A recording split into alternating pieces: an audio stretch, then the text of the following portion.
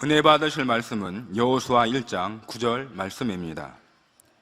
내가 내게 명한 것이 아니냐. 마음을 강하게 하고 담대히 하라. 두려워 말며 놀라지 말라. 내가 어디로 가든지 내 하나님 여호와가 너와 함께 하느니라 하시니라. 아멘. 사랑하는 당회장님을 대신하여 가나안 선교회 총지도교사이신 이지영 전도사님께서 함께 하시는 하나님께 영광을 이라는 제목으로 말씀을 증거해 주시겠습니다. 샬롬 성가대의 찬양과 니시 오케스트라 연주에 감사드립니다. 또 감동적인 찬양으로 영광 들려주신 정수현 지사님 특송가 또 앵콜에 감사드립니다. 사랑하는 성도님들, 지난 성탄을 보내면서 또 새해를 맞이하면서 우리 많은 분들과 함께 이 새해 인사를 또 서로 축복의 인사를 많이 하셨을 것입니다. 새해 복 많이 받으세요 라고 인사를 하기도 하셨을 것이고, 또 성탄 때에는 그동안 고마웠던 분들에게 또 선물을 드리기도 했을 것인데요. 저도 성탄에 선물을 또 드리기도 하고 그리고 덜어 받기도 했습니다. 그런데 확실히 교구에서 이제 가나안 또 예능위원회로 오다 보니까 이 선물의 종류가 다르더라고요.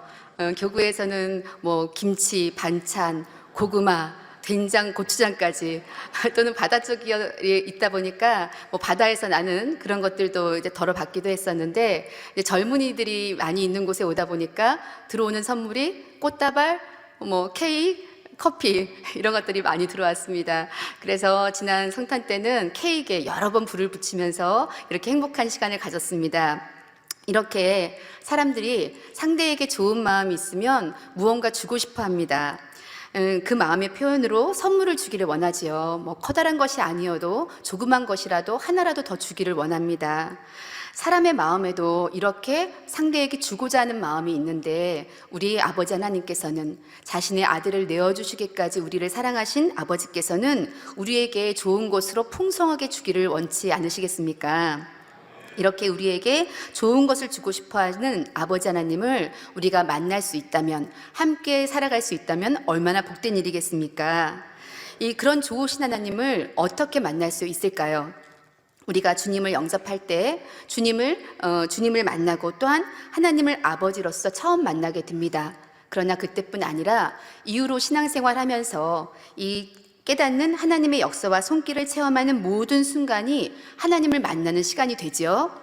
그러면 우리 성도님들은 언제 하나님을 만나셨습니까? 함께 하시는 하나님의 역사를 언제 체험하셨고 또 그 손길을 언제 느끼셨는지요? 아마 어제 하나님의 역사를 체험하신 분도 계실 것이고, 또 그저께 하나님의 손길을 느끼신 분도 계실 것이고, 아마 오늘 아침 또 대예배를 통해서도 하나님을 만난 분들이 많으실 것입니다. 그러나 혹시 예전에는 자주 배웠는데 요새는 그 만남이 좀 뜸하다, 드물다 생각하는 분이 있지 않으십니까? 그런 분이 있다면 다시 하나님을 자주자주 만나시고 또 더 나아가 함께 하시는 아버지의 역사를 많이 체험하는 복된 2020년이 되시기를 바랍니다. 함께 하시는 하나님을 체험하기 위해서는 먼저 그분을 만나야 하지요. 그래서 먼저 하나님을 어떻게 만날 수 있는지 당회장님의 잠언강의 말씀을 중심으로 함께 살펴보고, 그리고 함께 하시는 하나님에 대해서 이어서 증거하겠습니다. 하나님을 만나기 위해서 가장 기본적이고 중요한 것이 있습니다. 자신이 간절히 원해야 한다는 것입니다. 그런데 마음이 부유하면 하나님을 만나야겠다는 이 간절함이 없습니다. 그래서 심령이 가난한 자는 복이 있다 하신 것이죠. 보통은 어려움 가운데 있으면 심령이 가난해집니다. 그러니 질병이나 환난 가운데 있는 사람들 중에서 우리 주님을 만나는 경우들이 참 많이 있습니다. 그러나 선한 이들은 환난이 없어도 이 평안한 삶을 살면서도 마음 안에 신을 찾는 마음이 있는 것을 봅니다. 전도서에 3장 11절에 사람에게 영혼을 사모하는 마음을 주셨다 한 것처럼 마음이 선한 이들은 신을 찾습니다. 하나님을 찾지요. 그래서 주님의 복음을 들으면 가난한 심령으로 받아들이고 하나님을 만나게 됩니다. 반면에 여러 어려움이 있는 삶을 산다 해도 오히려 마음이 강팍해져서 하나님을 찾지도 않고 또 하나님을 믿는다 하면서도 하나님께 구하지도 않는 사람들이 있습니다. 하나님을 믿는다 할지라도 세상 것들로 마음을 가득 채우고 원망과 불평으로 마음을 채운 마음으로는 가난한 심령이 될 수가 없습니다. 그러니 하나님 앞에 나아가지도 못하고 구하지도 못하는 것이죠. 오히려 어려움을 하나님이 주신 것 마냥 결국 하나님을 원망하기도 합니다. 그러나 하나님은 우리를 만나주기 원하시고 또 자녀들의 간구에 응답해주기를 원하시는 사랑의 하나님이시지요. 소경 바디메오가 주님을 만났을 때 보기를 간절히 구하니 가라 내 믿음이 너를 구하였느니라 하시며 구원을 주셨을 뿐 아니라 눈을 떠 보게 해주셨습니다. 이 귀신 들린 자녀를 둔 아비가 주님께 나와 내가 믿나이다 나의 믿음 없는 것을 도와주소서라고 부족한 믿음이나마 간절히 구했을 때 주님은 응답해 주셨지요. 아이에게서 귀신이 나가고 온전케 된 것입니다. 주님은 이렇게 우리에게 응답 주기 원하시고 만나주기를 원하시지만 어느 한쪽만 그런 마음이 있다고 해서 만날 수 있는 것이 아닙니다. 사람의 만남도 양방간에 만나고자 하는 의지가 있어야지 만남이 이루어지는 것처럼 우리가 하나님을 만나고자 하는 의지, 간절함이 있어야 만날 수가 있지요. 좋으신 아버지 하나님을 만나기 위해 바로 간절한 사모함이 있어야 한다는 것입니다. 그러니 잠언 8장 17절에 말씀한 것처럼 나를 간절히 찾는 자가 나를 만날 것이니라 하신 것이지요. 내게 문제가 있는데도 하나님을 찾지 못하고 구하지 못하고 있다면 내 사랑이 식어진 것은 아닌가, 또 나와 하나님의 관계에 문제가 있는 것은 아닌지 돌아봐야 합니다. 내 마음이 너무 부유해져서 하나님 손길 없이도 살 수 있다 하는 사람이 되지는 않았는지 깨우쳐보고 돌이켜야 하지요. 혹시나 이 자리에 그러한 마음으로 억지로 나와 앉아 계신 분이 있다고 한다면, 할 수 없이 앉아 계신 분이 있다면 우리를 만나주기 원하시는 하나님께서 한 사람 한 사람을 지켜보고 계시다는 것을 기억하시고 겸손히 하나님을 만나기를 구하셔야 하겠습니다. 이렇게 간절한 마음이 있다면 이제 하나님을 어떻게 만날 수 있는지 구체적인 방법 4가지로 말씀드리겠습니다. 첫째로, 말씀 안에서 하나님을 만날 수 있습니다. 즉 66권의 성경 말씀 안에서 하나님을 만날 수 있는데요, 성경을 통해 하나님이 어떠한 분이신지를 알게 되는 것이죠. 하나님의 뜻이 무엇인지, 또 우리를 향한 하나님의 사랑이 어떠한지를 알 수 있습니다. 성경 말씀을 통해 우리는 하나님의 사랑을 느끼기도 하고 하나님의 공의를 깨우치기도 하고 또 응답의 하나님을 만나기도 합니다. 몇 년 전에 들었던 간증입니다. 무슬림 가정에서 자라난 카이마라는 여성이 있었습니다. 어릴 때부터 자살 충동과 싸웠고 심한 마약과 담배에 빠져 자신을 망쳐가고 있었다고 합니다. 급기야는 IS가 이 극단주의 무슬림 무장단체이죠. 막 인질들을 잡아서 잔인하게 살해하고 그러는 이 IS가 인질들을 잔인하게 살인하는 그 영상을 보고는 영감을 받아 그들과 함께 하리라는 마음을 먹게 되었다고 합니다. IS의 일원이 되기 위해서 시리아라는 나라로 이제 떠나기 전 우연히 그녀의 엄마가 공짜로 받아온 책을 보게 되었는데 그것이 바로 성경이었습니다. 그녀는 기독교인이 잘못되었다는 것을 증명하기 위해서 그 성경책을 읽어 내려가기 시작했습니다. 그런데 어떻게 되었을까요? 오히려 자신이 잘못되었다는 것을 깨우치게 되었고 주님의 은혜를 체험하게 된 것입니다.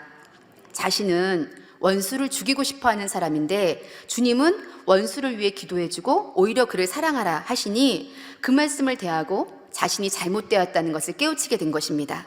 진정한 사랑의 하나님을 만나게 된 것이죠. 그리고 그녀는 예수님을 구세주로 영접하게 되었지요. 개종하는데 많은 어려움과 위협이 있었지만 그 모든 것을 극복하고 지금은 오히려 주님을 전파하는 사람이 되었다고 합니다. 이와 같이 성경을 읽다가 하나님을 만난 그런 간증들을 많이 접할 수 있습니다. 말씀은 곧 하나님이시기 때문입니다. 말씀을 읽을 때 하나님께서 만나주시는 것이죠. 그래서 우리 당회자님께서 하루에 한 장이라도 성경을 통독하고 또 말씀 한 구절씩 암송을 하신 이유가 그것입니다. 우리 성도님들도 말씀을 통해 하나님을, 주님을 매일매일 만나는 복된 삶을 사시기를 바랍니다. 자, 그럼 둘째로 기도를 통해 하나님을 만날 수 있습니다. 간절하게 기도할 때 이 성령의 감동함이 입혀지니 들었던 말씀, 읽었던 말씀이 떠오르게 됩니다. 그러면 하나님의 뜻과 마음이 깨우쳐지고 또 그 뜻을 따라 살아갈 수 있는 능력이 주어지죠. 무엇보다 기도는 혼잣말이 아니라 하나님과의 대화이기 때문에 하나님을 만날 수 있는 통로가 되어집니다. 하나님과 교통함을 이룰 수 있고 1대1로 교제할 수 있습니다.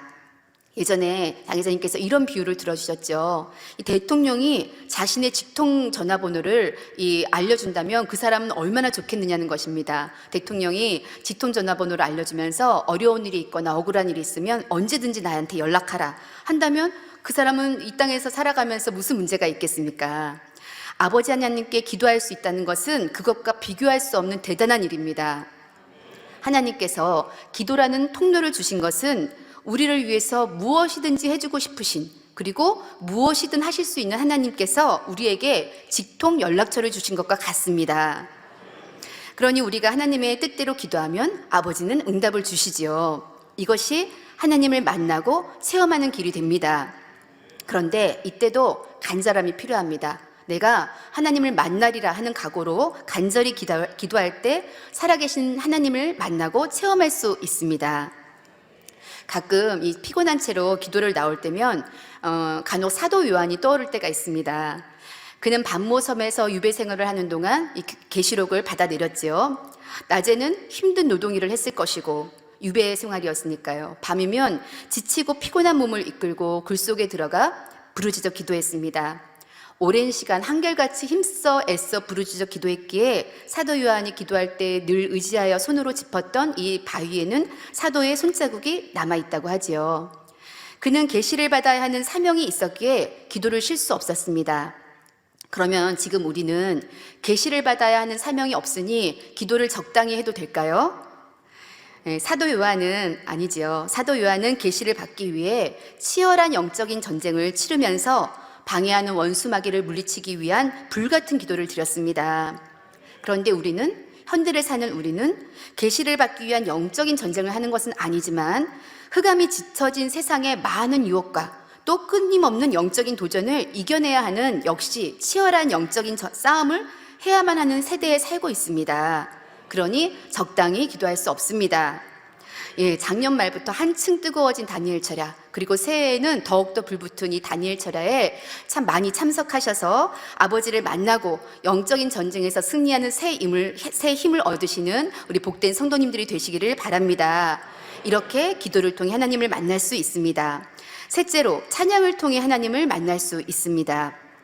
하나님은 자녀들이 아름다운 찬양으로 하나님을 높여드릴 때 그 눈과 귀가 자녀들에게 향한다 하셨습니다. 여러분들도 그러시죠? 자녀들이 부모에게 앞에서 재롱을 떨며 노래와 무용을 하면 그 눈과 귀가 자녀들에게 향하지 않습니까?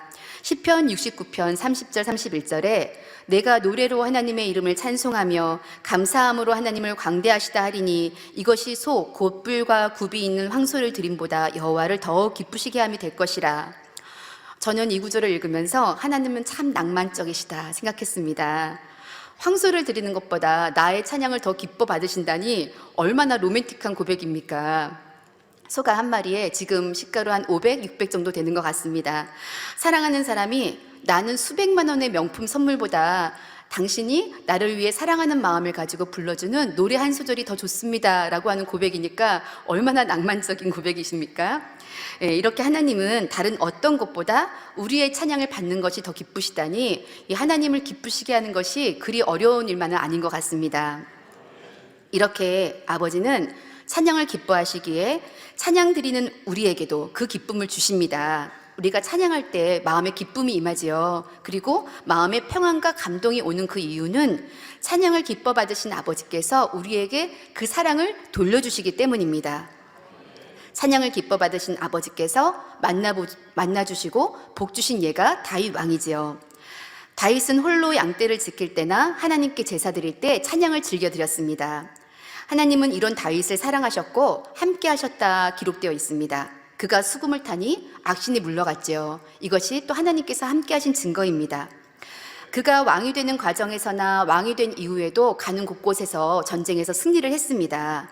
이때도 하나님께서 함께 하셨다 기록하고 있으니 찬양 드리기를 즐겨한 이 다윗을 사랑한 하나님께서 그를 사랑하셨다는 증거를 보여주신 것이죠. 당회자님께서도 이런 아버지 하나님의 마음, 이 찬양을 기뻐하신 아버지의 마음을 잘 아시기에 또한 아버지를 사랑하시기에 다윗 왕처럼 모든 것으로 찬양 드리기를 원하셨습니다. 그래서 예능위원회를 만들어 키워오셨죠. 성가대와 각종 예능팀과 오케스트라와 일꾼들을 키워오셨습니다. 저는 이 많은 팀들이, 물론 모든 팀들이 당회자님의 열매이지만 그 중에서도 니씨를 생각하면 당회자님께서 만들어내신 기적이라고 생각을 합니다. 한 교회에서 찬양만을 전문으로 하는 오케스트라를 이렇게 운영할 수가 없습니다. 이것은 돈이 있다고 해서 되는 일이 절대로 아닙니다. 아무리 재정이 넘쳐도 모든 것으로 하나님을 찬양하고 싶다는 그 열망이 없다면, 그런 의지가 없다면 결코 운영할 수가 없습니다. 아버지도 모든 것으로 찬양하라 말씀하셨죠. 시편의 마지막 장인 150편에는 나팔소리로 찬양하며 비파와 수금으로 찬양할지어다. 소고치며 춤추어 찬양하며 현악과 퉁소로 찬양할지어다. 큰 소리 나는 제금으로 찬양하며 높은 소리 나는 제금으로 찬양할지어다. 호흡이 있는 자마다 여호와를 찬양할지어다. 할렐루야 하셨습니다. 이런 아버지의 마음을 잘 아시는 당회자님께서 이제까지 믿음과 사랑으로 이끌어 오신 성가대, 그리고 예능팀들, 니시 오케스트라 모두가 황소를 드리는 것보다 더 기뻐 받으실 거룩하고 아름다운 찬양을 아버지 하나님께 믿음으로, 사랑으로 드려야 하겠습니다. 우리를 구원해 주시고 천국으로 인도하시는 하나님을 어찌 찬양하지 아니할 수 있겠는가, 이렇게 말씀하셨습니다. 아버지는 우리가 이렇게 당연한 것을 드림에도 찬양할 때 오히려 우리에게 그 사랑을 표현해 주시니 찬양을 통해 아버지를 만나게 되어지는 것이죠. 우리 교회는 찬양을 드릴 수 있는 시간이 많이 있습니다. 예배 전 충만한 준비 찬양을 비롯해서 금요차라 2부와 또 그 청년 가나안의 화요 찬양 예배, 또 학생 토요 찬양 예배 등이 있을 뿐 아니라 날마다 다니엘 철야 때도 영감 있는 찬양으로 또 인도해 주시니 얼마나 찬양을 드릴 기회가 많이 있습니까? 우리 성도님들 날마다 찬양을 통해 하나님을 만나시는 복된 새해가 되시기를 바랍니다. 넷째로, 예배를 통해 하나님을 만날 수 있습니다. 예배를 드리러 나오실 때 여러분 하나님을 만나러 나오시지 않습니까? 무엇보다 직접적으로 하나님을 만날 수 있는 방법이 바로 예배입니다. 아브라함, 이삭, 야곱 등 믿음의 선진들의 제사를 통해 하나님과 교통했지요.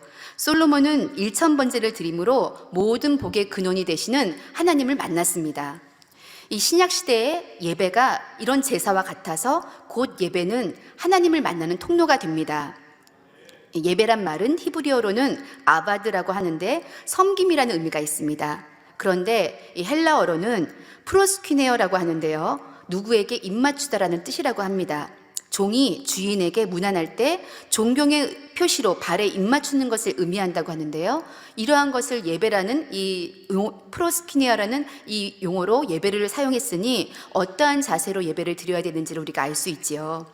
그래서 사전에 정의해 놓은 예배의 의미를 보면, 기독교 사전에 정의해 놓은 예배의 의미를 보면, 예배는 하나님을 섬기는 거룩한 행위이며 구속의 은혜를 받은 자가 그 은총에 대한 응답으로 감사하고 경배하는 것이며, 하나님의 말씀을 듣고 그 임재하심을 경험하며 그를 찬양하여 기쁘시게 하는 행위라 하고 정의하고 있습니다.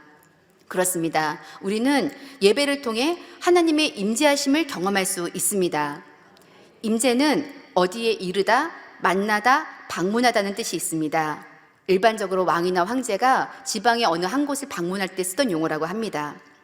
기독교에서는 이 임재를 하나님께서 인간에게 오셔서 나타내심을 뜻합니다. 그러니 예배를 통해 하나님의 임재하심을 경험한다는 것은 예배를 받기 위해 이 성전에, 이곳에 우리 가운데 오신 하나님을 만난다는 것이니 이 예배를 어떻게 드려야 하겠습니까? 신령과 진정으로 드려야 되겠지요. 지난 말부터 또 송구영신 때도, 시무식 때도, 그리고 다니엘 철야 때도 또 이수진 목사님께서, 원장님께서 예배에 대해서 어떻게 거룩하게 예배를 드려야 되는지를 계속해서 말씀해 주고 계시는데, 저도 그 말씀들을 읽기 전에 이 주제를 잡으면서 예배에 대해서 이렇게 이 내용을 적어 놨었거든요. 그래서 생각해 보면서 아버지께서 이렇게 지난해 말부터 시작해서 예배에 대해서 또 말씀하시고 또 말씀케 하시는 것을 보니 이런 이 지금의 시점에서 우리의 예배를 더 거룩하고 깨끗하고 온전하게 받길 원하시는가 보다라는 생각이 들었습니다. 우리는 더욱 신령과 진정으로 예배 드려야 되겠습니다. 수년 전 본교회에서는 하나님의 임재하심을 특별히 느낄 수 있는 시간이 있었습니다. 몇몇 영안이 열리신 분들을 통해 우리와 함께 해주신 아버지의 어떠하심을 전해 들을 수가 있었지요. 저도 그 자리에 있었기 때문에 너무나 사모했습니다. 너무 뵙고 싶었습니다. 내가 그렇게 사랑하고 또 보고 싶고 그리운 아버지를 나도 보고 싶다. 그래 너무 사모해서 간절히 기도했는데 기도하는 끝에 순간 깨우침이 왔습니다. 아버지 눈빛이 어떠한가가 전달이 되는데요. 영안이 열려서 본 것이 아니라 그 영감으로 그렇게 느껴진 것이죠. 얼마나 빛이 나시는지, 죄가 조금이라도 있는 사람이 그 거룩하시고 또 아찔할 만큼 빛나는, 아찔하다는 표현으로는 표현이 안 되는데요, 아찔할 만큼 빛나는 그 눈빛과 마주친다면 성경에 써 있는 대로 정말 죽겠구나, 눈이 멀 수가 있겠구나라는 생각이 느껴졌습니다. 그래서 아버지 아직은 안 되겠어요 하고 제가 물러설 수밖에 없었습니다만, 그러면서 생각했습니다. 야, 주님을 만나는 날에는 부끄러움이 없어야 정말 주님 품에 안길 수가 있겠다. 온영의 마음을 이루어야 내가 그렇게 사랑해요 아버지라고 불렀던 이 아버지를 만날 수가 있겠구나라는 생각을 깊이 할 수가 있었습니다. 우리 성도님들은 만약 지금 이곳에 하나님께서 오셔서 여러분과 눈을 마주쳐 주신다면 지금 드리는 예배의 모습으로 드리시겠습니까? 그렇게 드리실 수 있는 분도 있으시겠지요. 하나님이 이곳에 계셔서 우리의 모습을 보신다면, 나의 모습을 보신다면 어떻게 예배를 드릴까요? 많은 분들은 이 예배를 아버지께서 받으시는 것이라 믿기에 예배를 드립니다. 그런데 어떤 분들은 이 예배가 하나님이 받으시는 것이라, 하나님께 드리는 것이라 인식하지 못하고 드리는 것 같은 모습도 있습니다. 이 예배를 하나님께 드리는 것이라 생각한다면 그렇게 예배를 드려서는 안 되지요. 예배 시간에 핸드폰으로 이것저것 한다면 아버지가 지금 이곳에 계셔서 나를 보시는 것인데 어떻게 그렇게 예배를 드릴 수 있겠습니까? 말씀에 귀를 막고 귀를 닫고 아예 작정하고 자는 모습이 있다고 한다면 어떻게 그것이 아버지 앞에 드리는 예배라 할 수 있겠으며, 정성된 예물 없이 그렇게 준비하지 않은 채로 나와서 아버지 앞에 예배를 드린다면 그것이 아버지께서 받으시는 예배라 할 수 있겠습니까? 엘리 제사장의 아들들이 하나님께 드리는 제사를 가볍게 여기고 행했다가 하나님께 저주를 받는 장면이 나옵니다. 저주를 받아 죽고 말았지요. 그들에 대해 이렇게 기록하셨습니다. 사무엘상 2장 17절에 이 소년들의 죄가 여호와 앞에 심히 크면 그들이 여호와의 제사를 멸시함이었더라. 예배에 임재하시는 하나님을 믿는다면 우리는 신령과 진정으로 예배드려야 할 것입니다. 중심으로 예배드릴 때 위로부터 은혜가 임하지요. 기쁨이 임하고 천국 소망이 주어지고 세상을 이길 힘이 주어집니다. 말씀대로 살고자 하는 믿음이 솟구치게 되어지는 것이죠. 이것이 예배를 통해 하나님을 만난 증거라 할 수 있습니다. 이렇게 4가지, 말씀을 통해, 기도를 통해, 찬양을 통해, 그리고 예배를 통해 매일매일 하나님을 만난다면 이것이 예배를 통해 하나님과 함께하는 삶을 사는 것입니다. 그런데 무엇보다 하나님과 함께하는 삶을 살기 위해서는 전제 조건이 있습니다. 우리가 빛 가운데 행해야 한다는 것입니다. 빛 가운데 거한다는 것은 진리 가운데, 진리의 말씀 가운데 행한다는 것이죠. 오늘 본문 말씀에 마음을 강하게 하고 담대히 하라, 두려워 말며 놀라지 말라, 내가 어디로 가든지 내 하나님 여호와가 너와 함께 하느니라 하셨는데, 이 앞절에 이렇게 되기 위해서 어떻게 해야 할지를 말씀해 주셨지요. 7절에는 내게 명한 율법을 다 지켜 행하고 좌로나 우로나 치우치지 말라, 그리하면 어디로 가든지 형통하리라 하셨고, 8절에는 이 율법책을 내 입에서 떠나지 말게 하며 주야로 그것을 묵상하여 그 가운데 기록한 대로 다 지켜 행하라, 그리하면 내 길이 평탄하게 될 것이라 내가 형통하리라 하였습니다. 그러니 하나님은 빛이시니 하나님은 빛이십니다. 어두움이 조금도 없는 온전한 빛이십니다. 이러한 하나님과 함께하기 위해서는 우리가 빛 가운데 나와야 하지요. 내가 여전히 어둠 가운데 있으면서 하나님 나를 만나주세요, 나와 함께 해주세요 라고 구할 수는 없습니다. 그러면 어둠은 무엇일까요? 미움, 다툼, 원망, 변개함, 판단, 정죄, 간음 등등이 있습니다. 이것을 조금 더 구체적으로 설명해 보겠습니다. 누군가가 나에게 조금의 해를 끼치면 그 상대가 밉습니다. 의견이 다르고 생각이 다르면 다투고자 하고 그 사람이 싫어집니다. 연단을 받으면 그 이유를 다른 사람에게 돌리지요. 그리고 원망하지요. 나는 판단받기 싫으면서 다른 사람은 내 잣대로 마음대로 판단하고 정죄하며 또 뒤돌아 수군거립니다. 이러한 것들이 바로 어둠입니다. 그럼 반대로 빛은 무엇일까요? 사랑, 이해, 용서, 절제, 충성, 온유 등등입니다. 구체적으로 얘기해 본다면 나를 좋아하는 사람뿐 아니라 나를 싫어하는 사람도 주님의 사랑으로 사랑합니다. 나와 의견과 생각이 다르더라도 상대를 이해하고 존중해 주지요. 누군가로 인해 내가 어려움이 빠졌다 해도 그 사람을 원망하는 것이 아니라 오히려 그를 용서하고 그를 위해 기도해 줍니다. 내가 보기에 아무리 좋은 것이라도 진리가 아니라면 절제하여 취하지 않습니다. 이러한 것들이 바로 빛입니다.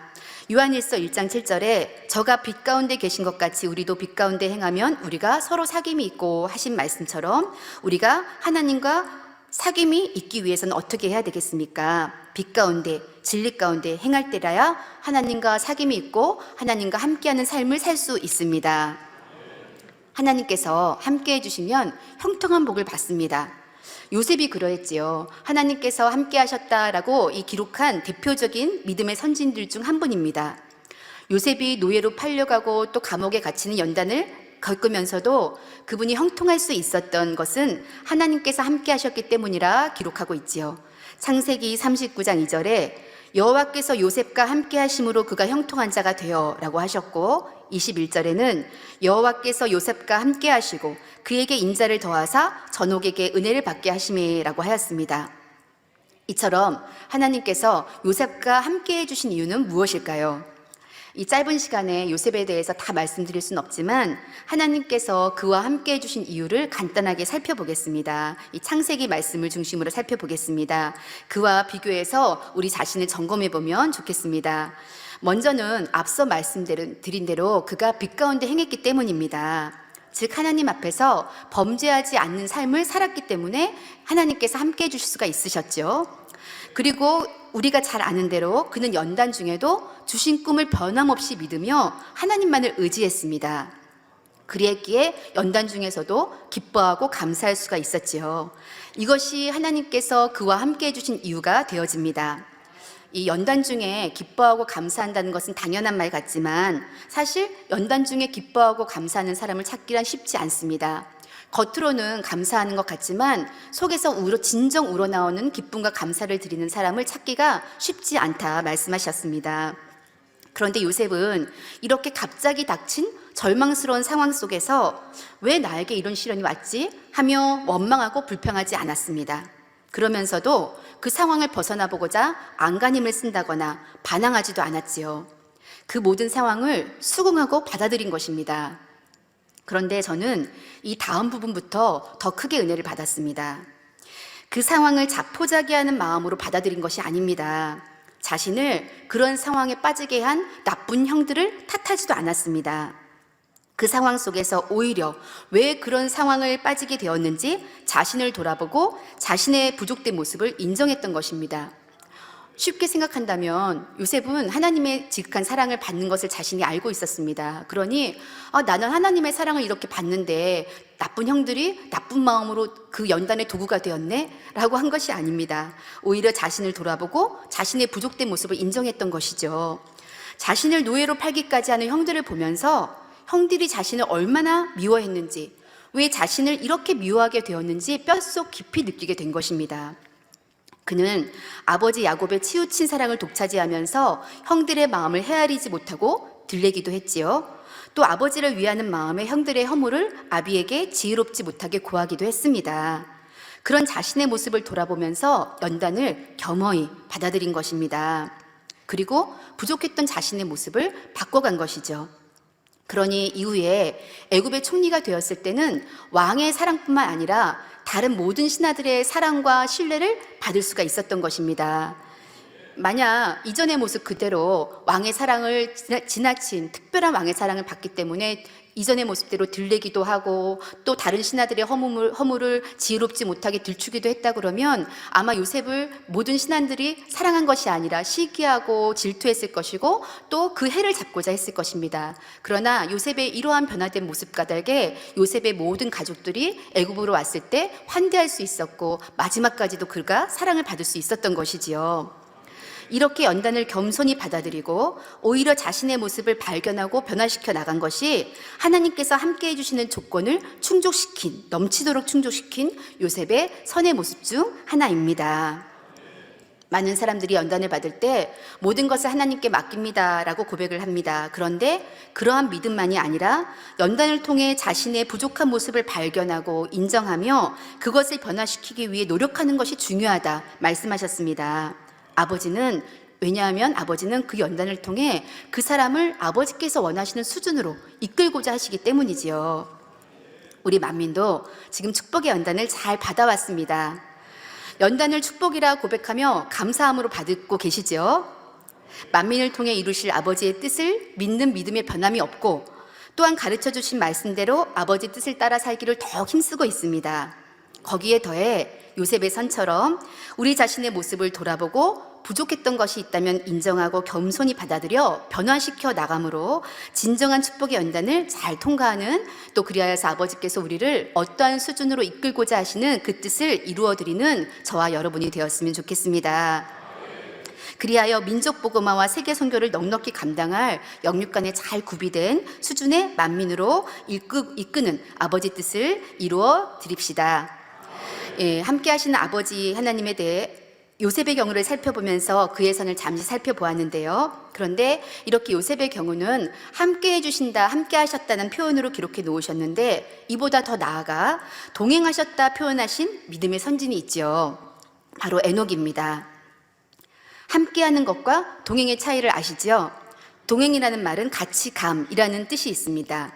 에녹이 하나님과 동행했다 하는 구절을 영어로는 에녹 walked with God이라고 써 있습니다. 그러니까 직역하면 에녹은 하나님과 함께 걸었다 라는 뜻입니다. 그러니 걸음마다 하나님께서 보장하시고 걸음 하나하나마다 하나님께서 인도하시고 보장하셨다는 뜻이니 얼마나 멋진 일입니까? 하나님께서 직접 이 땅에 내려오셔서 에녹과 손을 잡고 걷거나 대화를 하셨다는 것은 아니지만, 하나님께서 에녹과 늘 교통하시면서 에녹의 삶을 인도하셨고 보장하셨다는 뜻입니다. 그러했기에 에녹은 인간경작 마지막에 되어질 일까지도 이미 알고 있었습니다. 지금으로부터 5,000년이 넘는 그 이전의 분이신데 마지막 때의 일을 알고 계셨던 것이죠. 유다서 1장 14절 15절에 아담의 7세 손 에녹이 사람들에게 대하여도 예언하여 이르되 보라, 주께서 그 수만의 거룩한 자와 함께 임하셨나니 이는 무사람을 심판하사 모든 경건치 않은 자의 경건치 않게 행한 모든 경건치 않은 일과 또 경건치 않은 죄인의 죽게 거스려 한 모든 강팍한 말을 인하여 저희를 정죄하려 하심이라 하였으니, 이미 그때 주님께서 세상 끝날에 공중 강림하실 것을 알고 있었던 것입니다. 이렇게 하나님과 동행하는 삶을 살 수 있다면 아버지와 깊이 교통하며 모든 앞길을 인도받고 보장받는 삶을 살 수 있으니 얼마나 복된 일이겠습니까? 그런데 이 신약시대에는 하나님과 동행하는 삶을 더욱 쉽게 이룰 수 있습니다. 바로 성령님을 통해서이지요. 우리 주님께서 우리를 위해 대속제물이 되어주시고 천국으로 돌아가신 이후에 또 다른 보혜사를 우리 가운데 보내주신다 약속하셨고 보내주셨습니다. 그분이 우리 안에 계신 성령이십니다. 요한복음 14장 18절에 내가 너희를 고아와 같이 버려두지 아니하고 너희에게로 오리라 약속하셨죠. 이 예수님의 이 고백에는 아버지 하나님의 마음이 고스란히 담겨 있습니다. 예수님께서 우리를 위해 죽어주심으로 아버지 자녀로서 하나님과 함께 사는 길을 열어주셨지만, 우리가 스스로 그 길을 끝까지 잘 가기에는 역부족임을 잘 아셨기에 우리를 도우실 성령님을 보내주심으로 그 사랑을 다시 한번 보여주셨죠. 즉 성령님은 아버지 하나님의 마음 자체이십니다. 요한복음 14장 17절 후반절에 저는, 그 성령은 너희와 함께 거하심이요 또 너희 속에 계시겠습니다 한 대로 성령께서 우리 안에 계시고 우리 안에 거하시고 우리 속에 계시니 바로 하나님과 함께하는 삶, 동행하는 삶을 살 수 있는 것입니다. 성령 시대인 지금은 성령님과 교통함으로 하나님을 매일매일 만날 수 있고 함께할 수 있는 것인데요. 이렇게 성령님을 통해 하나님을 체험하려면 성령의 음성을 듣고 또 주관받고 인도받아야 하는데, 요새 수요 예배를 통해서 당회장님의 설교, 성령의 음성, 주관, 인도받는 법 설교를 듣고 있으니 수요 예배 말씀을 더욱 사모하시고 들으시면 되겠습니다. 그러므로 성령의 도우심 속에서 매일매일 하나님을 만나고 함께하는 삶을 사시기를 기원드립니다. 이렇게 우리가 성부, 성자, 성령 하나님과 함께하는 삶을 살 때 우리에게는 함께하신 하나님의 증거가 나타날 수밖에 없습니다. 앞서 요셉의 예처럼 형통한 복을 받지요. 또 다윗이 그리웠던 것처럼 어디 가서나 승리할 수가 있습니다. 또 에녹이 그리했던 것처럼 아버지와 깊이 교통하니 아버지의 깊은 마음과 뜻까지도 깨우쳐집니다. 이러한 것이 사모되시지요. 그런데 우리가 개인적으로는 아직 다 온전히 이루어지지 못했기에 이런 증거를 다 나타내지 못할 수도 있습니다. 그런데 우리는 만민이라는 울타리 안에서 이렇게 함께 해주시는 아버지의 역사를 체험하며 살아왔습니다. 하나님께서 우리와 함께 해주시는 이 증거를 어떻게 나타내 주셨는지 세 가지로 말씀드리겠습니다. 첫째, 권능으로 함께 해주시는 증거를 보여주셨습니다. 매년, 매달, 매주, 매일이라고 해도 과언이 아닐 정도로 헤아릴 수 없는 권능의 역사가 나타났습니다. 기사와 표적, 희한한 능과 기이한 일들, 성경에 기록된 갖가지 권능의 역사들이 만민 안에서 일어났고 지금도 일어나고 있죠. 얼마 전 이 캐나다 선교사로 파송받으신 이성일 선교사님이 캐나다로 돌아가기 전에 구역 예배인가요? 어디에서 이 간증하신 내용을 전해 들었습니다. 우리 성도님들 많이들 들으셨을 테지만 혹 못 들으신 분들을 위해서 짧게 간증드리겠습니다. 어느 날 이 한 파키스탄 남성이 토론토 만민교회로 걸어 들어왔습니다. 그는 기독교 난민으로 고국에서 총알을 피해서 캐나다까지 온 상황이었죠. 어려운 상황에 처해 있던 그를 위해서 선교사님은 물심양면으로 또 영육간에 힘을 다해 도와주었다고 합니다. 더구나 선교사님의 기도를 받고 취업에 응답을 받은 이 성도님은 그 다음에 부인과 아들, 딸까지 데리고 교회로 나오게 되었습니다. 그런데 그 파키스탄 성도님의 아내분이 예배 후에 아마 처음 오신 날이었던가요? 예배 후에 당회자님의 기도를 받은 후 어깨를 움직이며 놀라워하는 것입니다. 가족들이 모두 놀라워했습니다. 안 올라가던 팔이 올라간다는 그 간증을 듣고 이 선교사님은 그때까지는 아직 이렇게 영어로 원활하게 소통이 되지 않았기 때문인지 50견 같은 걸 치료받았나 보다 생각을 하셨다고 합니다. 그런데 이후에 신방을 가서 자세히 들어보니 이 부인은 난민 생활 중에 어깨뼈가 골절이 되어서 탈골이 되었고 그렇게 치료받지 못한 채로 그것이 솟아버린 상태였습니다. 그러니 튀어나온 어깨뼈로 인해서 얼마나 통증이 심했겠습니까? 잠을 이루지 못할 정도였지요. 그런데 영어도 못 알아듣고 당연히 한국말도 모르는 이 여성도님이 단지 환부의 손을 얹고 당회자님의 기도를 받았을 뿐인데 만져지던 뼈가 사라졌고 통증이 사라져 잠도 잘 자기까지 온전히 치료받은 것입니다. 이런 간증들은 세계 곳곳에서 오늘도 변함없이 이어지고 있습니다. 지금 이 시간에도 어디에선가 누군가는 이러한 권능의 역사를 체험하고 있지 않겠습니까? 금요 철야 때 만민 매거진 통해서 성도님들 은혜 많이 받으셨죠. 그 중에서 이 간증이 또 기억나는 간증이 있습니다. 2006년 뉴욕 대성회 때 간증이죠. 그때는 들어보지 못했던 것 같은데요. 이 뉴욕 대성회에 참석하신 베네수엘라 성도님이 베네수엘라 본국에 있는 자기의 사촌에게 전화를 걸어서 이재룡 목사님의 이 성회를 참석해라. 아마 영상으로 주시했는지 엘라스인지 하여튼 그 영상으로 참석해라. 이렇게 전도를 했다고 하죠. 왜냐하면 그 사촌의 아들이 눈에 암이 있었던 것입니다. 눈의 암은 흔하지 않은 암 같은데요. 그 전도받은 대로 이 성도님은 뉴욕 대성회를 영상으로 함께 참석했고 어떻게 되었습니까? 그 기도를 받는 즉시 암이 사라졌다는 것입니다. 이렇게 우리가 여전히 너무나 많은 2006년도니까 지금 10여 년 전 일인데 이제서야 그 간증을 들으니 우리가 이제 듣지 못했던 알지 못했던 간증들도 얼마나 많이 있었을까요? 말씀으로만 내가 너희와 함께 한다 하신 것이 아니라 분명한 증거, 하나님만이 하실 수 있는 역사를 통해 확실한 증거를 보이셨습니다. 사도행전 2장 22절에 이스라엘 사람들아 이 말을 들으라. 너희도 아는 바에 하나님께서 나사렛 예수로 큰 권능과 기사와 표적을 너희 가운데서 베푸사 너희 앞에서 그를 증거하셨느니라 말씀하셨습니다. 로마서 15장 18절에 사도 바울도 그리스도께서 이방인들을 순종케 하기 위하여 나로 말미암아 말과 일이며 표적과 기사의 능력이며 성령의 능력으로 역사하신 것 외에는 내가 감히 말하지 아니하노라 했으니 하나님께서 함께 하시는 증거이며 보장하신다는 증거로서 권능만큼 확실하고 절대적인 것은 없다는 사실입니다. 또 베네수엘라 간증을 드리지 않을 수 없는데요. 이제 장정영 목사님의 손수건 집회를 여러 군데서 이렇게 있었고, 그 중에서 한 교회의 목사님이 이런 고백을 하지 않으십니까? 이 집회를 여는 것이 쉽지가 않았습니다. 제가 뭐 짧게 축약해서 설명을 드리겠습니다. 이 집회를 여는 것이 쉽지 않았습니다. 왜냐하면 만민의 사역은 하나님의 일이다라고 얘기하는 사람도 있지만, 만민의 사역은 하나님의 일이 아니다라고 얘기하는 사람도 있다는 것입니다. 그런 가운데서 집회를 연다는 것이 어렵게 열었습니다만, 오늘, 그러니까 장정영 목사님의 집회가 있었던 그날, 오늘 보고 이제는 하나님의 일인 것을 알 수 있습니다. 왜냐하면 하나님만이 하실 수 있는 일, 성령님만이 하실 수 있는 일이 나타났기 때문입니다 라고 말씀하였죠. 이렇게 하나님께서는 우리와 함께 하신다는 증거로 권능으로 역사에 오셨습니다. 둘째로 말씀으로 그 함께 하시는 증거를 보여주셨습니다. 포기치 않고 7년의 금식과 기도로 간구한 이 기도에, 당회자님의 기도에 응답해 주신 하나님은 우리에게 귀한 말씀으로 허락해 주셨습니다. 사람의 지혜나 지식이나 생각이나 이론으로는 풀 수 없는 말씀들을 주셨지요. 이 말씀을 들은 세계 많은 사람들이 주의 종일지라도 총회장님일지라도 이러한 말씀을 이제까지 들어보지 못하였다 고백하는 것을 들을 수 있습니다. 이 신앙의 기초가 되는 십자가의 도는 신앙의 근본적인 문제에 대한 확실한 해답이 다 담겨 있습니다.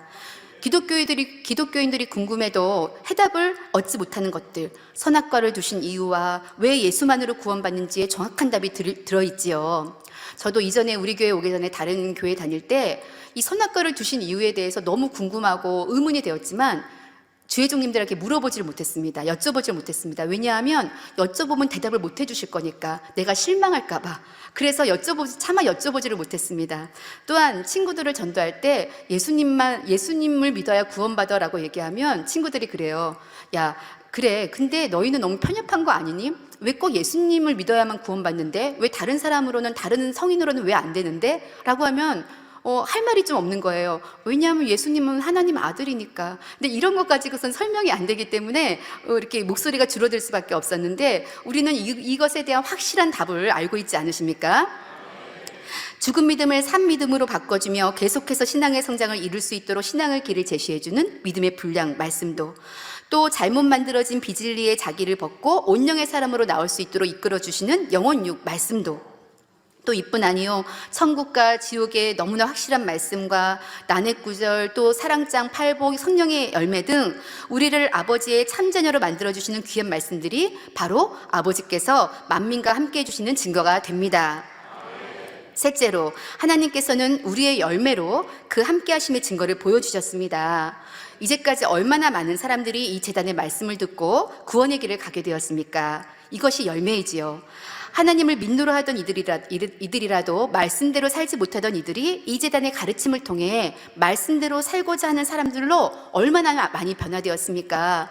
이것이 그 열매입니다. 담배 하나, 술 하나 끊지 못하던 이들이 이 교회와 이 말씀을 듣고 권능의 기도를 받은 후 일순간에 끊어버리는 이들은 또 얼마나 많았습니까? 그리고 아버지 하나님은 이 제단에 허락하신 말씀과 권능을 통해 크게 영광받아 오셨습니다. 당회장님께서 해외성회나 손수건성회, 당회장님의 해외성회나 아니면 손수건성회 영상들을 보면 환자들이 치료받은 후 손을 이렇게 들고 뭐라고 외칩니까? 요번에 그 베네수엘라에서도 감사하게 이 간증을 받으시는 목사님이신가요? 여러 번 물어주시더라고요. 누가 치료하셨습니까? 라고 물어보니까 크게 손을 들고 이렇게 외칩니다. 오늘 주님께서 치료하셨습니다. 그리스도께서 치료하셨습니다. 라고 외쳤습니다. 이렇게 만민의 사역을 통해 하나님이 영광받아 오셨으니 우리 주님께서 자의 기도를 통해 치료하신 것이지요. 이렇게 만민의 사역을 통해 하나님이 영광받아 오셨으니 이 모든 것이 만민의 열매요, 이 열매들이 하나님께서 우리와 만민과 함께 하신다는 증거가 됩니다. 이뿐이 아닙니다. 우리의 악이 발견되는 연단의 시간들을 거치면서 우리 주변에서 많은 악들을 보기도 하고, 또 그를 통해 우리 안에 버린 것 같았던 악들이 발견되어지는, 다시 드러나는 것을 보기도 합니다. 그러나 얼마 전 설교 말씀에 은에서 찢기를 제하게 하신다는 것처럼 이렇게 악을 경험하면서 더 많은 분들이 더 많이 선을 사모하게 되었다, 더 변함없는 정금 같은 믿음을 사모하게 되었다 고백하는 것들을 들어볼 수 있습니다. 하나님께서 우리에게 원하시는 것이 무엇인지 우리는 너무나 잘 알고 있습니다. 우리에게 하나님의 참 자녀가 되기를 원하셔서 성결되기를 원하신다는 것을 우리는 잘 알고 있지요. 그 많은 수고와 아픔을 견디시면서도 인간 경작을 하시는 아버지의 사랑과 그 섭리를, 그 뜻을 잊어버릴 수도 없고 부인할 수도 없는 것입니다. 그러니 우리 성도님들 많이 변질되는 모습들로 인해서 마음도 아팠고 또 자신 안에서 버릴 것 같았던 악들이 다시 드러나는 것을 보면서 잠시 실망도 했을 수 있지만, 그러나 우리는 포기할 수가 없습니다.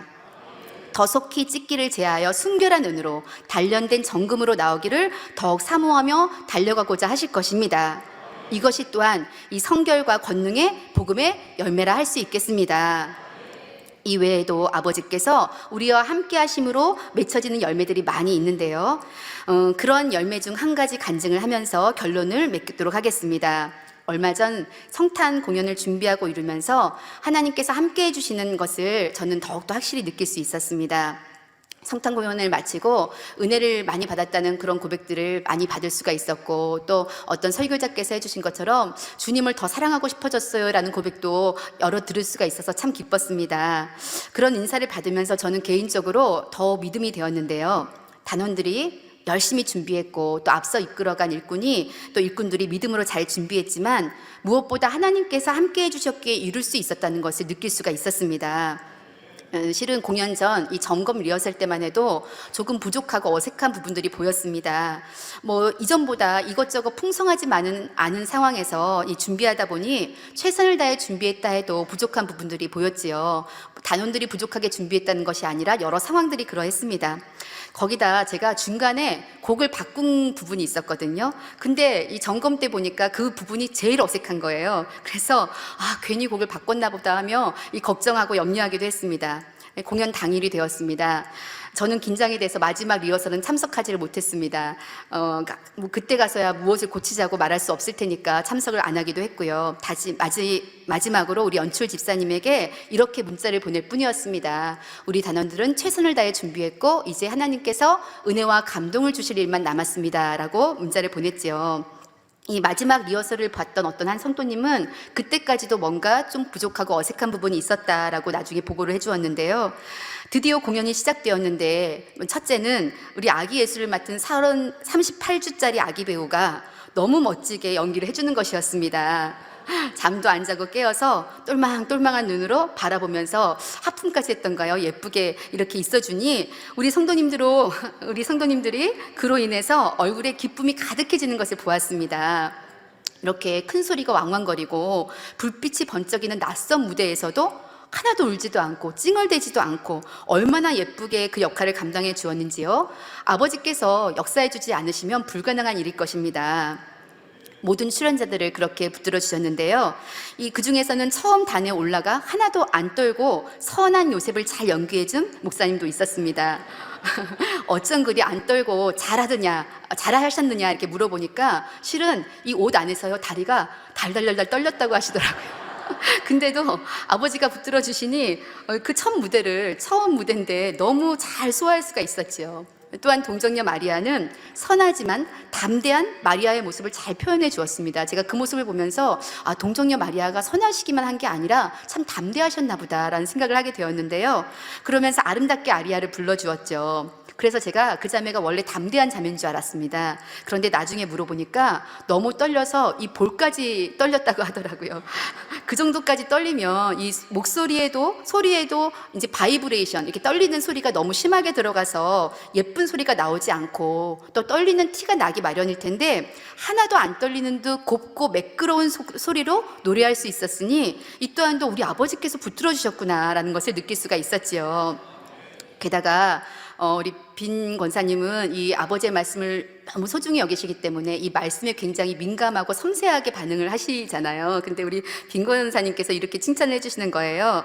당회장 이 요셉과 마리아의 대사를 듣고 은혜를 받으셨다는 것입니다. 당회자님께서 창세기 강의에 설명하신 대로 대사가 잘 이루어졌다면서 요셉과 마리아에게 하나님께서 각자에게 어떻게 역사해 주셨고 그것이 합력하여서 아버지 하나님께서 섭리하신 그 섭리를 이룰 수 있도록 되었다라고 하는 당회자님의 그 설교가 있는데 그 대사를 통해서 그렇게 잘 표현이 되었다는 있다는 것이죠. 그래서 제가 대본을 쓴 연출자에게 직접 물어보았습니다. 창세기 말씀을 생각하고 잘 썼느냐 그랬더니 창세기 말씀을 생각하지도 못하고 썼다는 대답을 들었습니다. 그래서 우리가 어쩌다 던진 돌도 하나님은 관역을 마치게 하시는구나 생각하면서 은혜를 받았습니다. 그리고 제가 음악을 바꾼 그 부분은 제일 어색했다고 그랬잖아요. 그 부분은 천사들이 나와서 아기 예수께 경배하는 그런 장면이었는데 그 장면에서 눈물이 나고 울컥했다는 그런 간증들을 많이 들었습니다. 그래서 이렇게 어색했던 장면이 오히려 감동적인 장면으로 바뀌도록 은혜를 부어주신 것이죠. 하나부터 10까지 아버지께서 함께 해주셔서 은혜롭게 마칠 수 있었던 것입니다. 공연이 끝나고 저는 하나님이 함께 하시면 무엇이든지 되는구나, 당연한 말이지만 더 느낄 수 있었습니다. 감사하지 않을 수가 없었지요. 그런데 그보다 공연이 잘 이루어져서 감사했던 그 이유보다 더 큰 이유는 우리 아버지께서 여전히 우리 만민을 통해 영광받기 원하신다는 것을 확신할 수 있었기 때문입니다. 그래서 강권해 주셔서 은혜로운 공연을 마치도록 하셨지요. 우리 만민을 통해 영광을 받으시겠다는 아버지 하나님의 의지를 본 것입니다. 더하여서 우리 성도님들에게 기쁨을 주고 싶어 하시는 아버지의 마음을 느끼면서 혼자 울컥하기도 했습니다. 우리 아버지께서 우리 성도님들에게 기쁨을 주기 원하시는구나 라는 것이 느껴졌죠. 그런데 정말 그 다음날 성탄 예배를 드리면서 보니 우리 성도님들 얼굴에 기쁨과 행복이 가득해진 얼굴을 볼 수가 있었습니다. 그것은 그 전날의 성탄 공연 때문이 아니라 아버지께서 작정하시고 계획하신 때가 된 것이었던 것이죠. 그래서 우리 만민은 소망이 넘치고 행복과 평안이 가득한 이전의 만민의 모습으로 새해를 맞이할 수 있었습니다. 아버지께서 함께 하심으로 은혜로 강권하여 주시고 연단 중에라도 형통하게 하시고 또 모든 길을 계획하시고 인도해 주시는 이 만민재단의 성도님들, 이제 새로운 해에 우리와 함께 하신 아버지 역사를 많이 체험하시고 영광 돌리는 해가 되시기를 바랍니다. 그렇게 늘 함께 하시는 아버지를 체험하며 영광 돌리기 위해 당회자님께서는 아버지께서 계획하시고 섭리하신 공의를 채우고 계시는데요. 우리 또한 우리가 채워하는 공의의 분량을 열심히 채워가야 하겠지요. 앞서 간증해드린 성탄 공연은 무엇보다도 우리에게 기쁨을 주시고자 하신 아버지께서 함께해 주셨기 때문에 감동적인 공연이 된 것이지만 공의를 채워드린 이들의 수고도 당연히 있었습니다. 부족한 상황 속에서도 단원들이 최선을 다해 하나 되어 준비했고 또 이끌어가는 머리된 일꾼이 공연을 준비하는 내내 부정적인 고백을 단 한마디도 하지 않는 것을 보았습니다. 책임감이 컸을 텐데 오히려 콧노래를 부르며 일하더라는 것도 들어볼 수 있었는데요. 이렇게 우리 편에서 믿음을 가지고 최선을 다하는 공의가 있었기에 우리에게 기쁨과 행복을 주고자 하신, 또한 공연을 통해 영광받고자 하신 아버지의 뜻을 이루어드릴 수 있었지요. 하나님은 우리를 통해 영광받기를 원하십니다. 하나님의 자녀들을 통해 하나님의 뜻을 이루기를 원하십니다. 우리 만민은 이제까지 그러한 하나님의 영광의 도구로 사용되어 멋지게 사역을 이루어 왔습니다. 하나님이 살아계심을 보여줬고 많은 이들이 치료받아 우리 주님께 영광을 돌렸고 성령의 능력으로는 무엇이든지 할 수 있다는 것을 보여왔습니다. 당회자님의 말씀처럼 우리 만민은 앞으로 해야 할 일이 많이 남아 있습니다. 우리가 이러한 하나님의 뜻을 이루어드리는 영광의 도구가 되어야 되겠지요. 그러기 위해 최선을 다한 믿음의 정진과 변함없는 믿음으로 아버지의 하나님과 늘 함께하는 삶을 통해 하나님께 영광 돌리시는 복된 성도님들이 되시기를 기원드립니다. 말씀을 생각하시며 우리 아버지 앞에 통성으로 기도하시겠습니다. 사랑의 아버지 하나님 감사드립니다. 이렇게 아버지 이제까지 우리와 함께해 주신 아버지의 사랑과 은혜에 감사를 드립니다. 우리를 만나 주셨고 함께해 주셨고 동행해 주기를 원하시고 그리하여서 우리 가운데 말씀 가운데 살아가는 이 만민을 통하여 또 아버지를 더욱더 깊이 사랑하고자 말씀 따라 이제까지 충성해온 모든 이들을 통하여 이제까지 이와 같이 영광받아 오셨습니다. 권능으로 함께해 주셨고 말씀으로 함께해 주셨고 많은 열매를 함께해 준 우리 아버지 감사드립니다. 이제 더욱더 함께 하시는 아버지를 통하여 영광 돌려드리는 우리 복된 모든 성도님이 될 수 있도록 2020년 많은 축복과 아버지 은혜와 능력 더하여 주시기를 원합니다. 감사드리며 우리 주 예수 그리스도 이름으로 기도합나이다. 아멘. 영상을 통하여 당회장님의 환자를 위한 기도를 받으실 때 아픈 곳이나 연약한 곳 위에 손을 얹고 기도 받으시고 아프지 않은 분들은 가슴에 손을 얹고 마음의 소원을 위해 믿음으로 기도 받으시기 바랍니다. 할렐루야. 전능하신 사랑의 아버지 하나님, 이 시간 기도 받는 모든 성도님들 위해 안수하여 주옵소서. GCN과 인터넷과 화상을 통해 기도받는 지교회와 지성전 그리고 전 세계 하나님의 자녀들 위에도 시공간을 초월하여 역사하여 주시기를 원합니다. 믿어지는 믿음을 주시고 부정적인 생각과 의심의 세력을 물리쳐 주옵시며 모든 시험 환난도 물리쳐 주옵소서. 머리부터 발끝까지 오장육부 뼈 마디마디 온몸의 신경 조직 세포 등 아픈 곳마다 성령의 불로 태우시고 근본의 빛으로 역사하여 주옵소서. 예수 그리스도의 이름으로 명하노니 원수마귀 사단 모든 질병 균 연약함아 물러가라. 빛이 여임하라. 모든 불치 난치병도 성령의 불로 태워 깨끗하게 역사하여 주옵소서. 말라리아를 비롯한 모든 풍토병도 물리쳐 주옵소서. 감기, 기침, 열, 몸살, 독감 등 각종 유행성 질병도 다 물러가라. 어떠한 유행성 질병 균도 틈타지 않게 지켜 주옵소서. 위암, 폐암, 간암, 유방암, 자궁암, 대장암, 피부암 등 각종 암과 에이즈, 백혈병, 뇌졸중, 고혈압, 저혈압, 심장병, 폐병, 위장병, 당뇨, 부인병, 피부병, 갑상선 질환과 모든 염증도 깨끗게 하여 주옵소서. 소아마비, 중풍, 관절염, 디스크도 온전케 하여 주옵소서. 요통, 두통, 신경통을 비롯한 모든 통증은 사라질지어다. 간질, 자폐증, 우울증, 조울증, 노이로제 등 모든 정신질환도 물러가라. 모든 마비된 것도 풀어지고 일어나 걷고 뛸지어다. 눈도 잘 보이게 하옵시고 귀도 잘 들리게 하여 주옵소서. 소경은 눈을 뜨고 기머거리는 들으며 벙어리는 말할지어다. 각종 사고, 후유증도 깨끗게 하시고 부러진 뼈도 붙여 주옵소서. 화상 입은 것도 온전케 하옵소서. 화기야 물러가라. 열도 물러가라. 아버지 흉터도 나지 않게 역사해 주시기를 원합니다. 마약을 비롯하여 각종 약물과 독극물 중독도 깨끗함을 입을지어다. 죽은 신경과 세포가 살아나며 죽은 자도 살아나게 하여 주옵소서.